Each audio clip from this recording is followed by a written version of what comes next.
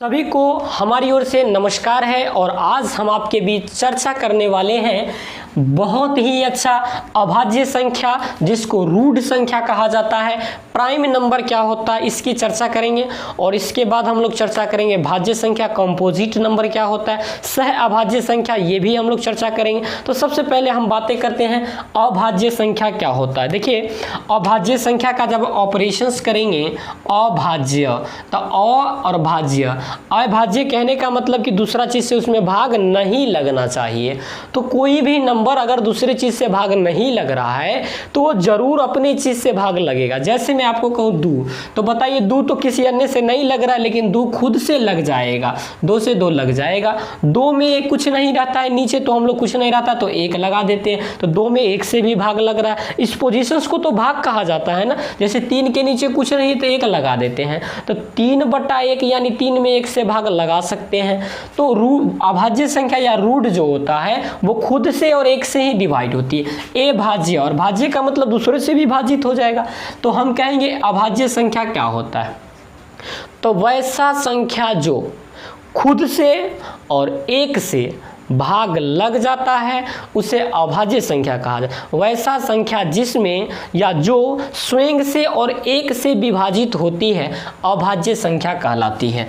मैं यहाँ पे लिखता हूँ कि वैसा संख्या जो वैसी संख्या जो एक एवं स्वयं से भाग लग जाती है, वैसी संख्या जिसमें एक एवं स्वयं से भाग लग जाता है वह अभाज्य लग जाता है, तथा अन्य किसी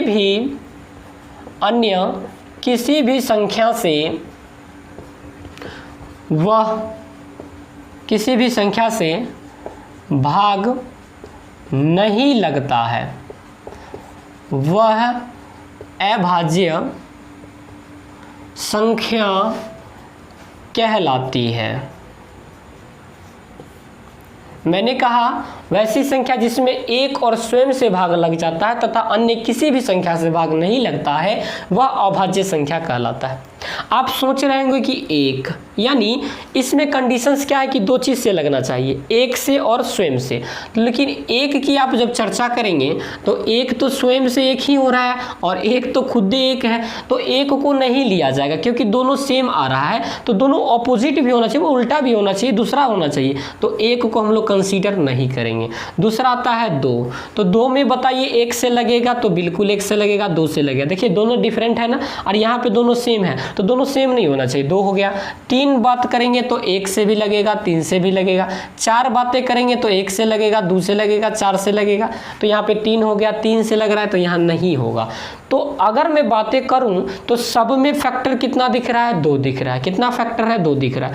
तो ये भी हम कह सकते हैं कि दो में जब लघुत्तम लगाइएगा दो से तो एक होगा, तो गुणनखंड कै गो आ गया, ये गो आया। तो वैसी संख्या जिसके केवल दो गुणनखंड होते हैं या वैसी संख्या जिसके केवल दो अपवर्त्य होते हैं उन्हें क्या कहा जाता है, अभाज्य संख्या कहा जाता है। वैसी संख्या जिसके केवल दो गुणनखंड होते हैं, दो गुणनखंड होते हैं वह अभाज्य संख्या कहलाती है।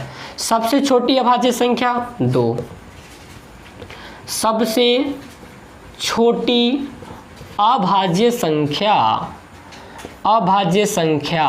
मतलब दो, और दो से ज़्यादा बहुत हो सकता है तो सबसे बड़ी तो अप्रभाषित कह सकते हैं। दोस्तों इसी का जो उल्टा होता है वो होता है भाज्य संख्या।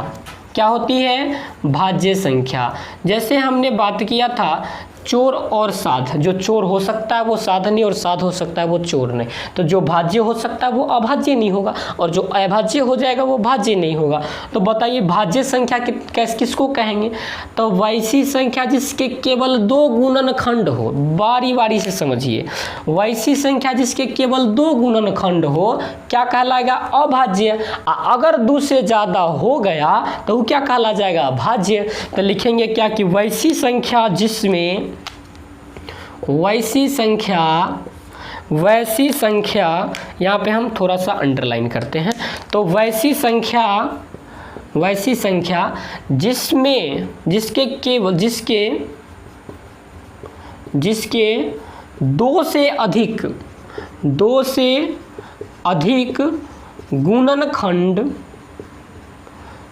अधिक गुणनखंड होते हैं वह भाज्य संख्या कहलाती है। भाज्य संख्या को अंग्रेजी में दोस्त कंपोजिट नंबर कहते हैं। कंपोजिट नंबर क्या बोलते हैं? कंपोजिट नंबर कहा जाता है। वैसी संख्या जिसमें 2 या 2 से अधिक जिसमें 2 से अधिक गुणनखंड होते हैं वो भाज्य संख्या कहलाता है। चलिए तीसरा, तो भाज्य संख्या क्या हो जाएगा? 2 तो यहाँ अभाज्य है, 3 भी अभाज्य है, तो चौथा लेंगे 4, 1 से 2 से 4 से। तो 2 से अधिक फैक्टर हुआ कि नहीं हुआ? 3 फैक्टर हो रहा है, 2 से अधिक हो रहा है, तो सबसे छोटी भाज्य संख्या कितना होगा? 4 होगा। तो लिखेंगे सबसे छोटी भाज्य संख्या कितना? 4। और बड़ा करने की बात है तो बड़ा तो कितना दूर भी ले जा सकते हो। तो सबसे छोटी भाज्य संख्या कितना होती है? 4 होती है। अभाज्य संख्या मैंने बताया कि वैसी संख्या जो खुद से और 1 से कट जाएगी, भाग लग जाएगी, वो अभाज्य संख्या। और भाज्य संख्या वैसी संख्या जो खुद से, 1 से और किसी अन्य से भाग लग जाएगी, वो भाज्य संख्या कहलाएगी। अभाज्य संख्या के केवल 2 गुणनखंड, 1 और स्वयं, और भाज्य संख्या के 2 से अधिक गुणनखंड, 1 स्वयं और 2 से अन्य गुणनखंड होता है, ये अभाज्य और भाज्य संख्या कहलाती है। एक होता है आपका सह अभाज्य संख्या। चलिए उसकी भी हम लोग चर्चा लगे हाथ कर ही लेते हैं। तो सह अभाज्य संख्या क्या होता है, इन चीज़ों की हम लोग चर्चा करते हैं। सह का मतलब क्या होता है? जोड़ा। सह का मतलब संस्कृत में क्या होता है?